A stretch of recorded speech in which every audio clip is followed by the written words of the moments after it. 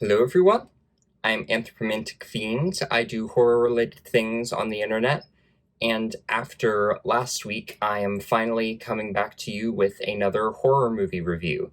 And usually I do a lot of really low-budget, low-profile stuff, or things that are public domain, or things that I just don't think people talk about enough. But this week, I am going to be talking about a much more high-profile movie that other people have probably already dissected way more than me. And the reason I am doing this is because I was asked by a friend and longtime supporter of the channel who I found through Freaky Girls Live. I forget their name, but their name on Facebook is Jamie Nunya Business, which is great. But I forget what the YouTube handle they use is or any of that stuff. So if I can find the channel and put the name down here, I will do that, and I will thank them adequately that way. But they asked me to do a review of Dr. Sleep way back in January or February, I think January, when I had picked up a copy of Dr. Sleep, which I still have not watched. I was like, that sounds like a great idea. I would love to do an in-depth review on something like this, but I feel like I can't do that without having first looked into the original movie version of The Shining. So that is what I'm going to be reviewing today. Again, other people have delved into this movie deeper than I have. Other people like this movie more than me, because I have a interesting history with this movie. But I am very excited to be talking about it today. So before I actually get into the movie, I am going to go over briefly my history with this one. I read the novel years and years ago because I was like, if I'm going to watch the movie, I might as well read the book first. I feel like that wasn't the best move because the movie is definitely different, and for a long time, Stephen King himself didn't like it because it was so different from his original novel. And I myself wasn't big on it for those same reasons. Some of that I will get into in my review, but I was just like, this compared to the dark and unsettling stuff they're able to get into in the book is very underwhelming. But I watched it again not too long ago, and then I watched it this morning, and every time I've watched it, I've come to appreciate it and like it more and more. That said, Stanley Kubrick is still a piece of shit. But without further ado, here is my review of The Shining. And The Shining came out in 1980. It was directed by Stanley Kubrick, who is, of course, very well known for a lot of movies, including 2001: A Space Odyssey, Dr. Strangelove, and A Clockwork Orange. I, for one, am not a huge fan of a lot of his work. This movie is probably my favorite of his. It is, in fact, the only one I actually own. And I have seen 2001: Space Odyssey. I really kind of only like the middle section of that movie with Hal. I'm sure there's a lot of artistic significance to the first and third parts, but they really don't do a lot for me. Dr. Strangelove, I understand the humor and can appreciate what it is a satire of, but nothing about the movie really makes me laugh. And then Spartacus has iconic moments, but I think it is way too long and overstays its welcome. I still need to watch some others of his, A Clockwork Orange, Eyes Wide Shut, but on the whole, I don't really care about Kubrick that much, just to get that out of the way. But I do like this movie now. In this movie stars the iconic Jack Nicholson, who is, of course, in such films as Batman, Mars Attacks, The Witches of Eastwick, and a lot of my favorite stuff with him is early stuff that he did with the likes of Roger Corman, such as The Terror, which he co-starred in with Boris Karloff. He's probably best known from that era for being the original masochistic dental patient in the original The Little Shop of Horrors. It stars Shelley Duvall, who was in Popeye, Time Bandits, the 1984 short film version of Tim Burton's Frankenweenie, and Casper Meets Wendy, and she was also the creator of the TV shows Fairy Tale Theater and Nightmare Classics, among a few others, but those are the two that I really am familiar with because I've watched one episode of Fairy Tale Theater, which is the Tim Burton directed Aladdin segment, which was pretty cool, and a Nightmare Classics episode that was an adaptation of Carmilla, which is far from the best adaptation of Carmilla I've ever seen, but it was pretty solid. Scatman Crothers, who was in One Flew Over the Cuckoo's Nest with Jack Nicholson, Deadly Eyes, and Twilight Zone the movie, and I also knew him prior to watching The Shining for the show Hong Kong Phooey, which is something my dad got me into and that I haven't watched or thought about in years, but I have fond memories of. And this film stars Luis and Lisa Burns, who are mostly only known for playing the Grady twins in this movie, and the only other film credit I could really find for them was A Bullet in the Head. And if I really have to explain what the plot of The Shining is to you, you've done a really good job of avoiding any kind of spoilers, and I would love for you to stop this review right now and go in blind and just experience either the book or the movie or whatever iteration you want for yourself, because if you've been able to avoid any of what The Shining is about, I'm impressed and I want you to experience it to the fullest, because I had a lot of expectations going into the book and to the movie, which may have disappointed me in some ways. But this film follows the Torrance family, Jack, Wendy, and their son, Danny, who are all going to stay at the Overlook Hotel during the off-season in the winter because Jack has gotten a job there as a caretaker. He's also a writer and is hoping to use the seclusion of the Overlook Hotel as something that will hopefully, give him the peace he needs to write and hopefully, ignite the spark of his imagination. What none of them really know is that the Overlook has a dark past, is sort of kind of maybe sentient, and is going to pull things out of the dark past of the Torrance family to torment them and, make some not good stuff go down. The score for this film was kind of an amalgam of a bunch of different sources. The main one I'm going to be talking about, though, is Wendy Carlos, who also worked on the music for A Clockwork Orange, Tron, and Woundings, and is also a trans woman, which I think is fantastic. And the music also features the contributions of Rachel Elkind, who was the frequent producer of Wendy Carlos's stuff, as well as the orchestral music of Bela Bartok, and I'm gonna butcher the hell out of this, Krzysztof Penderecki. Maybe I didn't butcher it. And lots of uncredited stuff, both orchestral music and 20s music that accompanies the scenes in the Gold Room. But the score, which I feel like one can mostly attribute to Wendy Carlos, but I don't want to dismiss the other people either, is absolutely iconic. It feels very big, even when it's not the orchestral stuff, when it's her synth-heavy stuff. It manages to feel very massive and epic and keeping with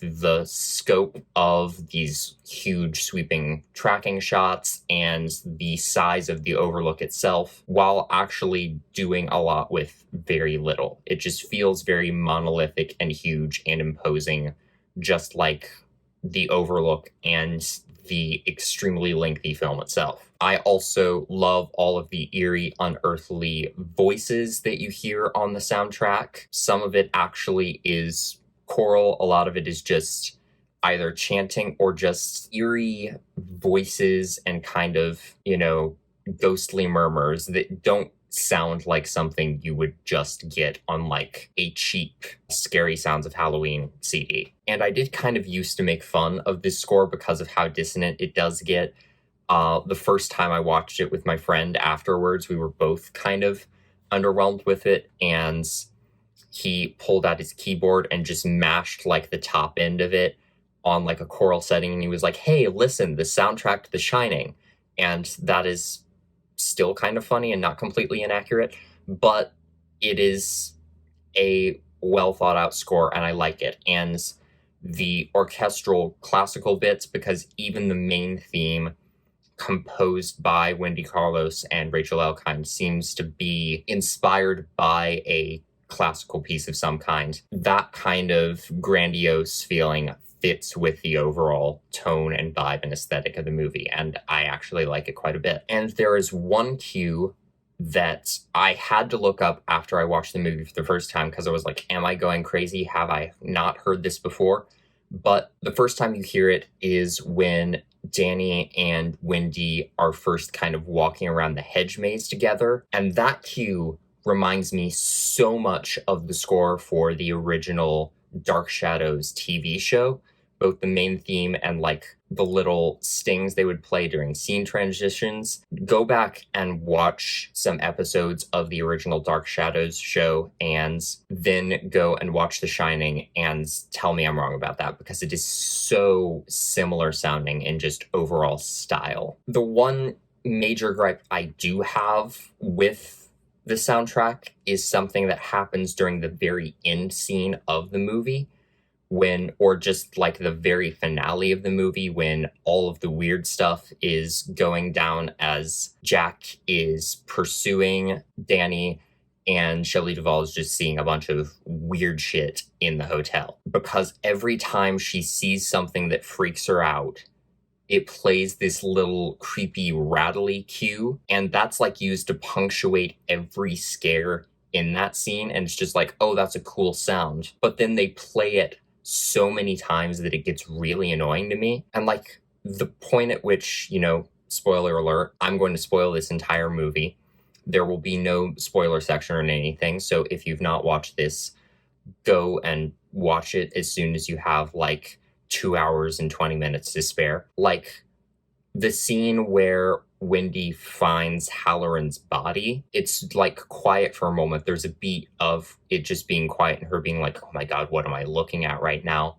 And then the rattly sound just kind of erupts out of nowhere. And it's just like, this isn't punctuating anything. It's just kind of happening because you have it happening for all of these other things. For a scene like that, you could have just left it silent and have it just linger on the disturbing image and Wendy's shock at seeing Halloran's body, and it would have worked a lot better, in my opinion. And then the sound design itself for the movie, I like quite a bit. You've got those tracking shots following Danny's tricycle, and I wrote this down in my notes as Danny riding his tricycle ASMR, because it really is kind of honing in on the sounds of the wheels as they go across the floor, and the way it transitions from, the hard floor to the rug back onto the hard floor. And it's really, letting you experience just the sounds of the tricycle rolling along the floor as you would if you were actually on that tricycle going across the floor. And I like that. My favorite use of sound design is where they cut to Jack's typewriter on the table. It is punctuated by this huge kind of booming sound that seems like it's part of the score and just announcing, oh shit, it's the typewriter. This is going to be kind of a crux of the story and a source of a lot of the horror here, and something that is kind of this big hurdle and obstacle and frustration for Jack. And then it kind of pans out and you see Jack in the background throwing this bouncy ball against the wall, and that's what's been making the booming sound, but it punctuates the first appearance of the typewriter itself in a way that I think is brilliant. I think this movie's overall strongest point, though, is its visuals. I think there are a lot of, breathtaking aerial shots, like the one that starts off the movie, lots of great tracking shots. The composition of a lot of the shots is really pretty. The color choices, especially in the Overlook Hotel, are gorgeous. There are a lot of, I feel like there's a relative absence of red in the hotel itself, albeit with a few exceptions that really highlight some things. But, once you have that scene where the elevator opens and all of that garish red blood just comes pouring out, I think the overall look of the rest of the hotel contrasts with that in a really cool way. That said, though, I do have some issues with some of the visuals, notably the opening titles, because, my shirt is from the Fat Rabbit thrift store, which is nearby here. This is a cool font. That's less of a cool font, but still kind of okay. This up here, that's cut off by the 40% off thing up here, is a cool font. The font that is used during the opening credits of the movie, during this beautiful tracking shot, is the most generic and boring, just plain blue lettering that I've ever seen, and it is just incredibly underwhelming. It doesn't have to be, this big kind of schlocky, spooky font or anything. And I'm sure they put a lot more effort into other things in the movie, to the point where it's just like, yeah, if we put all this effort in doing a cool, crazy font, we're not going to have the budget for other things we're doing.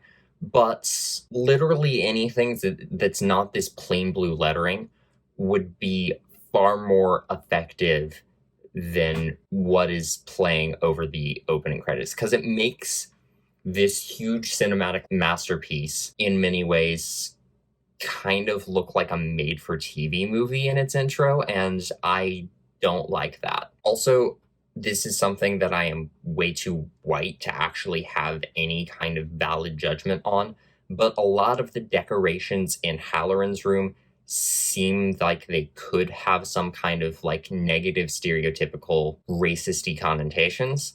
But that is me looking at them. I don't really know shit about that. So if someone who is actually in any way equipped to judge that has thoughts on Halloran in general and Halloran's decor, let me know. And I love the all work and no play makes Jack a dull boy scene, where you see all of the pages from Jack's typewriter that have been typed out and formatted like they're from a novel, but all of them just say all work and no play makes Jack a dull boy over and over and over again. I just want to know whose job it was to type that many pages of that shit, and how well they were paid to do that, because ow, my fingers after typing the same thing that many times. I can imagine that being very maddening in a lot of ways.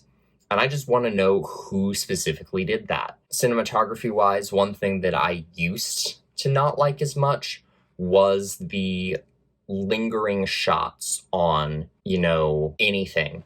Like, there's a shot near the end where Jack is having a conversation with either Grady or Lloyd or some other manifestation of the house while he's in either the canned goods room or the meat freezer. I don't remember where it is they lock him in, but he's just having this conversation and they're like, we don't think you're up to the job, but we'll let you out if you swear you're going to follow through on this. But we only see it from this one shot on Jack, and we just hear the voice of whoever this personification of the hotel is from behind the door. And even as the door is going to be opened, it doesn't pan over to that. We just hear the sounds of the door opening, and it just lingers on Jack for the longest time. And there are a lot of shots like that in the movie. And the first time I watched it, that stuff really bored me, but now it kind of works for me. And particularly in that shot, I like it because it's kind of ambiguous in that it's is there even anything on the other side of that door at all? Because if Jack's going to open it and he's expecting to see Lloyd, maybe it's just a disembodied voice on the other side of the door. We don't know, because all of that's off screen and we're just watching Jack's face, and I like that. And then there's a lot of the just weird shit that Wendy sees in the final scene. And some of that is definitely cool. Some of it, I just don't even know. I'm sure people have talked about this before and what it means, but there's just the shot of her walking in on this one guy in an animal suit. Is it a bear or a dog? I don't really know, but this one guy in an animal suit and another guy in a suit just kind of looking out at her from the inside of this room, probably having done some weird shit in there. And it's one of those shots that's punctuated by the weird rattly sound, and I just find it kind of funny. And it's just okay, so this guy's a furry, just leave him alone. Why is this scary? It's kind of weird, but not particularly scary, and doesn't really have anything to do with anything to me. Kubrick, why are you like this? Story-wise, overall, I like the story that's in the book, and a lot of the core of that is also in this movie in ways that I think work. However, I kind of wonder if Kubrick reveals his hand too soon with some things, or at least that was my thought while I was watching the movie this morning, but I'm starting to disagree with myself a little bit now. My thinking was that, when Danny is first having the shine of like seeing the blood elevator and the Grady twins and all the weird shit that they're going to see later and is freaking out, maybe we could see that from outside his perspective as just this weird, you know, episode that he's having, and that might make it more ambiguous as to what they're going to see later and might be more unsettling. Now that I'm thinking about it, though, Danny's perspective is one of the most important in the film, and the movie is literally called The Shining. It is about his ability to shine and to see things that are just weird vibes in the ether or things from the past or things from the future. So not showing that and not having these weird flashes of, as of now, unexplained images would defeat the point of the movie literally being about The Shining. So I would like to see how it would have played out without us seeing things initially from Danny's perspective, but the movie is literally about him and his ability to shine, so I don't know anymore. Also, I love the whole Tony thing. It's way more vivid and from Danny's perspective in the book, but I like the way they describe him in the movie because the description of Tony as the little boy who lives inside his mouth and when other people want to see him retreats into his stomach is just this kind of implied body horror that really gets under my skin, no pun intended. And I kind of ick every time I think about that, but I love it for that reason. I also think some other changes from the book in some ways were smart, particularly the addition of the hedge maze, because there are these hedge animals that are of significance in the book and ultimately wind up coming to life. That was not going to translate well to film here, but having the hedge maze as kind of a manifestation of the same thing feels like a smart move. The way it's used at the end of the movie, I have some gripes with, but I'll get to that. I also just love the ambiguity of the shining ability itself, because as Halloran explains it, you're going to see things that happened a long time ago and things that haven't happened yet, as well as just reading thoughts and weird vibes in the room. But you may not necessarily be able to control that, so you never necessarily are going to know if what Danny is seeing is something from the past, something that hasn't happened yet, or just the weird vibes in the room.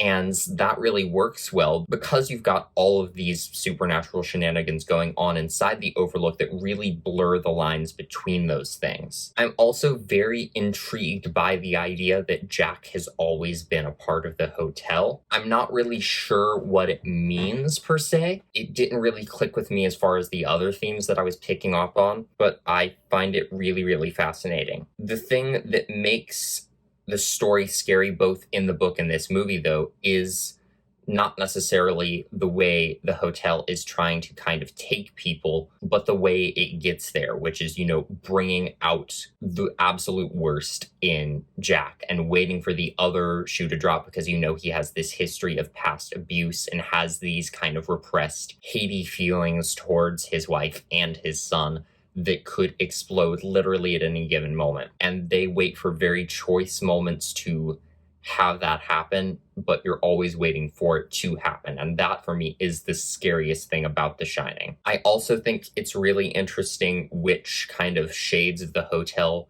reveal themselves to which members of the family, because with the exception of Scary Bathtub Lady, who it is implied Danny also sees in an earlier scene, Danny only ever sees, at least from what the audience can tell, the Grady twins themselves, who kind of approach him and ask him to, play with them forever and ever. Whereas the parents, it seems like, only ever see adult ghosts. So Jack sees Dilbert Grady and Lloyd and all of the people in the Gold Room, and Wendy also sees some of the same ghosts and weird things during the final scene. And again, that's kind of undercut by the fact that Danny is implied to have seen the lady in the bathtub, but because of that kind of specificity of who is seeing what ghosts, it feels like the hotel is trying to isolate them kind of based on age barriers. So the hotel is talking to Danny through someone who's kind of on his level, these two twin girls. Whereas everybody who is talking to Jack and then kind of freaks out Wendy at the end is very much an adult talking to them about very adult things. And I like that a lot. And speaking of Bathtub Lady, I'm not a big fan of her scene. The equivalent scene in the book is fucking scary. This scene feels like Kubrick's excuse to just linger on boobs for a long time and then be like, old people scary. The one thing I do think it's doing is showing just how willing Jack is to kind of separate himself from his family, because it's kind of like, non-monogamy is scary, which, I mean, if you're doing it behind your partner's back, not that I would know shit about having a partner, is shitty. And Jack is being a shitty person in this scene. And he's just very willing to separate himself from the life he had before to be with this thing from the Overlook. And then suddenly it turns into scary old lady and he runs away freaked out and then pretends to never have seen it. And my thing is, you're already accomplishing so much in terms of showing that Jack is being seduced by the hotel. Why did you have to do it this way specifically? And even if you were going to do it that way specifically, you could have a scene where, even though it would undercut what I was talking about before, Danny sees the bathtub lady and you see him see the bathtub lady as this scary, creepy, rotted corpse thing, and he freaks out. And then you have Jack go in and it is just this beautiful woman the entire time. Because I feel like the way the Overlook is trying to approach Jack, yes, it is toying with him. Yes, it is kind of trying to rattle him in a lot of ways. But I feel like the hotel very much wants him in and wants him on their side. So I'm not quite understanding why the hotel lady doesn't just flat out seduce him and not turn into a scary old lady at any point. But yeah, that scene goes on for a good long while, and it's just, whereas like the score is doing a lot with a little, I feel like the bathtub lady scene does very little with too much. And then the whole gold room scene where Jack has the conversation with Mr. Grady is one that brought up a lot of really interesting stuff for me. Because first of all, the line from Lloyd after he's like, hey, just, take the alcohol. We don't need your money. And he says orders from the house. The little double entendre there, I think, is fantastic. I am curious, though, why Jack's money is no good. Obviously, the house has no need for his dollar bills. It wants him. But in that earlier scene with Lloyd, Jack's like, oh, I'm actually short a lot of money. Is my credit here any good? And Lloyd's like, your credit's fine. But I'm just curious, was that money in his wallet before and he just doesn't want as much alcohol or whatever now? Or did this money somehow appear in his wallet? Did he put it in there later? Because it's just like, at first, I was very much thinking, oh, considering that we have like a fully functioning gold room now, the house has, I keep calling it the house when it's a hotel, but the hotel has like materialized this ghost money in his wallet or something. But that's never really explained. But I do think, again, the orders from the house line is really cool. I'm also fascinated by the whole you've always been the caretaker idea. I love that the hotel is like keeping people for specific roles that they've kind of always been. Is it going to take more people at some point to fill the different roles it needs? I just find that really interesting.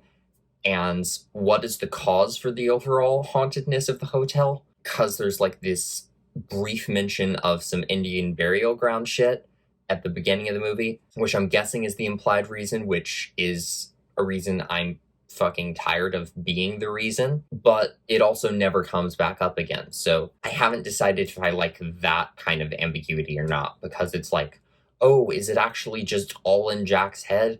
But then it's like, wait, no, literally everybody in this place has been seeing the ghosts. So we know it's supernatural, and furthermore, we have this photographic evidence of Jack having always been there. So the supernatural shit's real. Are we going to explain why it's there or not? But in some ways, I like the ambiguity and speculating for myself as well. What I don't like about that scene is when they have to bring the N-word into it. Because as much as the hotel is very much turning him against anyone who is other than him being this adult white man, and clearly like racism is this component to why he ultimately goes at Halloran with the axe, and kind of the hotel is pushing that on him. Just listening to the N-word come out of two white people's mouths for any reason at all is just generally a bad time. So I like understand why it's in the movie. I don't think it needed to be in the movie to drive the point home, though, and it was just not a fun time for me. Another thing that I really love, though, is the use of Roadrunner playing on the TV, because it is this great foreshadowing of the final chase scene, because you can literally hear the little Roadrunner theme song playing while we're looking at Jack and Wendy in front of the TV, and it just saying, you know, if he catches you, you're through. And that is something I had never really picked up on before, but I think is great. And then you have the finale of the movie, which, like, it's iconic to be sure, and there are a lot of things I like about it. Another thing that I really like is that aforementioned conversation between Jack and one of the, like, off-screen manifestations of the hotel, where he's saying, you know, we believe you are no longer up to the task. He has these, like, societal expectations that are put on him as a man. I don't want to, like, support the idea of, as Jack literally says in the movie, the white man's burden.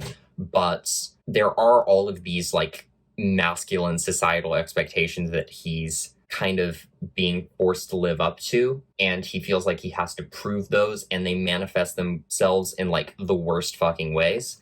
And in this final scene, the hotel is very much taking advantage of that and basically saying, you know, you're not man enough to do this, and basically trying to emasculate him, which is the reason he's finally like, nothing would give me more pleasure than chopping up my wife and child with an axe. But then that overall finale, it goes on a little bit too long for me. They really shouldn't have fucking killed Halloran. There was no good reason for Halloran to die. Halloran could have helped them through the entire finale as it is, because he literally doesn't die in the book, and he literally does help them in the finale. And the movie spends so much time having these other scenes of Halloran, you know, sensing this kind of warning shine, this kind of SOS coming from Danny, and spends all this time with Halloran, having him drive up to the hotel, only for him to, like, immediately get an axe to the belly and fucking die,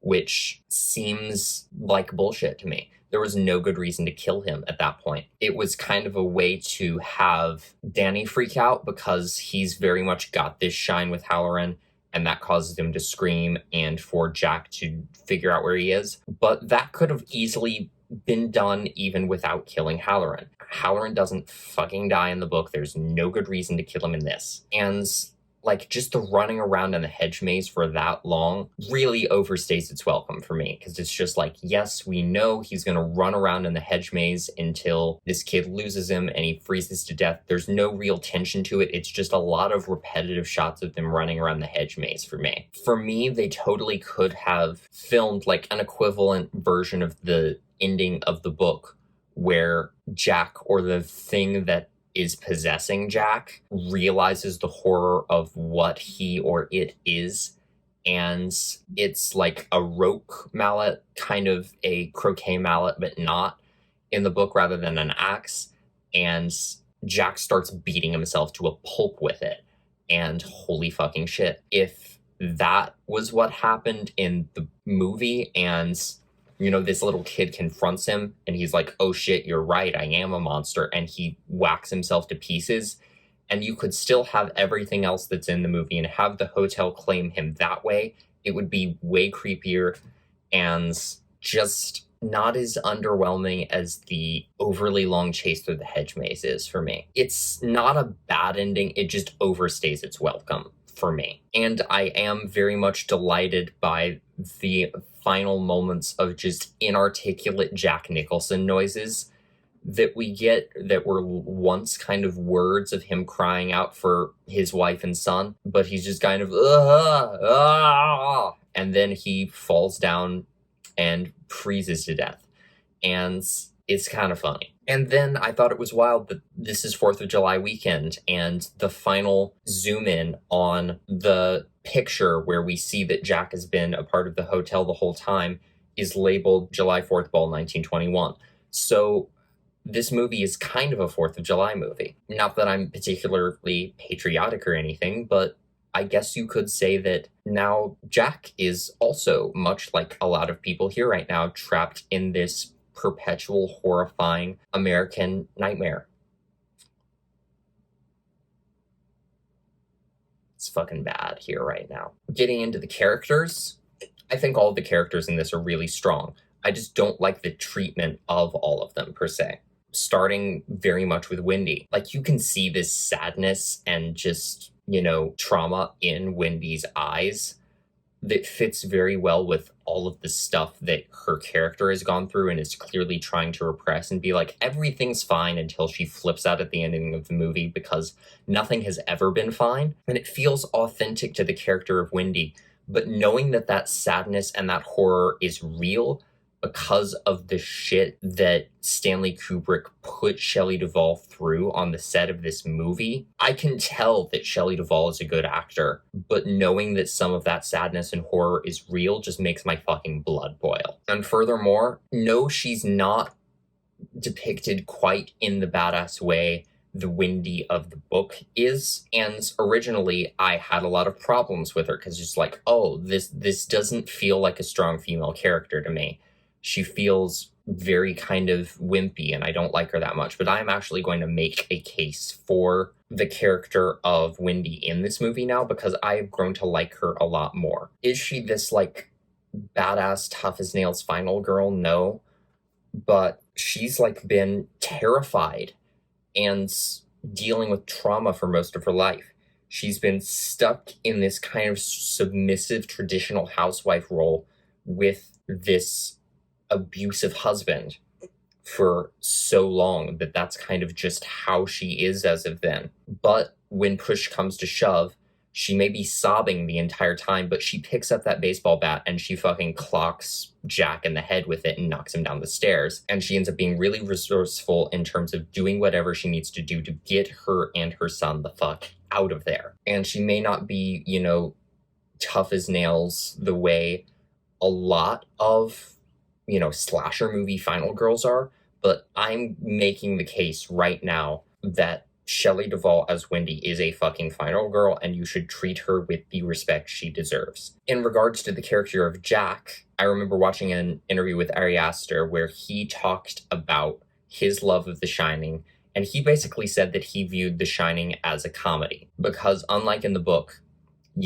as soon as you see Jack and his crazy eyes, that he is absolutely going to chop his wife and son into pieces by the end of this movie, or he's going to damn well try. There's no change. He's crazy from the beginning, which was initially one of my gripes with the movie, but it appears to be one of the reasons why Ari Aster loves it, because there are these moments of genuine menace and genuine pathos, even in a few points in Jack Nicholson's performance in this movie, but mostly he's really funny in this thing. There's all kinds of humor running through this, and he gets extra wacky at the end of the movie with, like, the Here's Johnny, which most people know from this movie now, but is like him, riffing and quoting TV, and him doing, the whole Big Bad Wolf thing, and just making these weird Jack Nicholson faces throughout the movie. But even before all that, before he's supposed to go crazy, there is kind of a shift somewhere in the middle of the movie, but even earlier on, he's saying, like, the most absolutely generic dad stuff I've ever heard in my entire life, but he's saying it with this like little bit of underlying snark and dramatic irony that I think is fun. And again, as much as you can gripe about, there really isn't a lot of like dynamic with his character.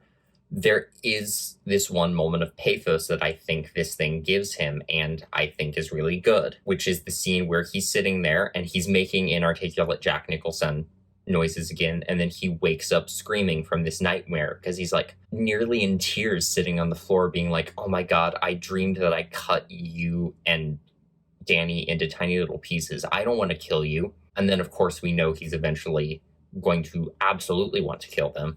But there's this moment of, holy shit, the house is taking over my will and making me do things I don't want to do. I don't want this, please help me. And that cry for help never really gets answered, and it is this tiny little moment of pathos for Jack's character that I think is great. And then immediately after that, his wife and kid turn on him because they think he did actually abuse Danny again. And then he goes to the gold room and he talks to Lloyd, and he immediately gets really hateful again. He refers to Wendy as a sperm bank, and it's just like, Jesus Christ, never mind, I hate this guy. He's a ridiculous piece of shit. But Jack Nicholson's performance is still phenomenal. Another thing I really like about the character of Jack that I kind of talked about when I mentioned the scene where the house basically emasculates him and is like, oh, you're not good enough for this job, but you can't chop your wife and kid into a bunch of itty-bitty pieces, and he's like, fuck you, I'll prove it. I love that they're like, you've always been the caretaker. And if you really look at the term caretaker, there's all these many implications of that word as it pertains to Jack. He's had to take care of things and take care of people, especially for his entire life, because that is what's expected for him. He has to take care of stuff as this diligent worker and writer. He was a former school teacher. He's a parent and he's a husband. He has all these people and things that he is responsible for and needs to take care of.